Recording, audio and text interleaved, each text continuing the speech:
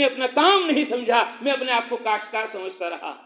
ساتھیوں نے بتایا ہمیں کہ یہاں ہمارے حاجی عبدالوہاب صاحب رحمۃ اللہ علیہ، ان کی سسرال ہے قریب کے گاؤں میں کلم سے وہاں کھیڑی میں، اور یہاں بھی ان کے کچھ رشتے دار ہیں۔ وہ بار بار بیانوں میں فرماتے تھے حاجی عبدالوہاب صاحب رحمۃ اللہ علیہ کہ ہم اپنے آپ کو زمیندار سمجھ رہے ہیں، ہم اپنے آپ کو کاشتکار سمجھ رہے ہیں، ہم اپنے آپ کو دکاندار سمجھ رہے، ہم اپنے آپ کو جوتے والا سمجھ رہے، ہم اپنے آپ کو کپڑے والا سمجھ رہے، ہم اپنے آپ کو لوہے والا سمجھ رہے، ہم اپنے آپ کو سونے چاندی والا سمجھ رہے۔ جو اس کام میں لگا ہوا ہے بس وہ یہ سمجھ رہا ہے کہ میری ذمہ داری سونار کی ہے، سونے چاندی کی ہے، میری ذمہ داری کپڑے کی ہے، میری ذمہ داری لکڑی کی ہے، لوہے کی ہے، تانبے کی ہے، پیتل کی ہے، نہ جانے کون کون سی نسبتیں ہم نے اپنے آپ کے ساتھ جوڑ لی ہیں۔ ہم نے اپنے آپ کو ابھی تک اللہ کا بندہ نہیں سمجھا،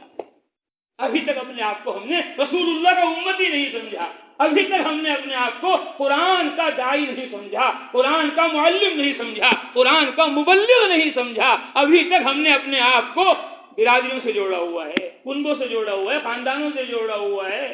اور دنیا کے عہدے اور ڈگریوں اور چیزوں سے جوڑا ہوا ہے۔ اللہ کرے ہم سب قرآن سے جڑ جائیں،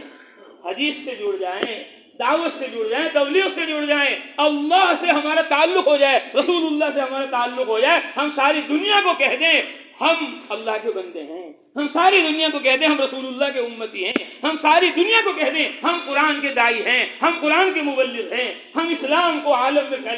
پہنچانے والے مسلمان ہیں، ہم مسلمان ہیں، ہم کلمے والے ہیں۔ ہماری ذمہ داری یہ ہے کہ جو اللہ نے قرآن نازل کیا ہے، جو اللہ نے اپنا کلام نازل کیا ہے، جو اللہ نے اپنی کتاب نازل کی ہے، اس کتاب سے، قرآن سے ہمارا گہرا تعلق ہونا چاہیے۔ یہ ہے ثم اورثنا الکتاب الذین اصطفینا من عبادنا، کہ ہم نے اپنے منتخب بندوں کو، امت محمدیہ کو اپنے قرآن کا وارث بنایا ہے، اپنی کتاب کا وارث بنایا ہے۔ یہ قرآن مقدس جو اللہ کی لا شک لا ریب کتاب ہے، یہ کیوں نازل ہوئی ہے، یہ کب نازل ہوئی ہے، اس کے نازل ہونے کا کیا مقصد ہے، یہ ہر مسلمان ایمان والے کی ذمہ داری ہے۔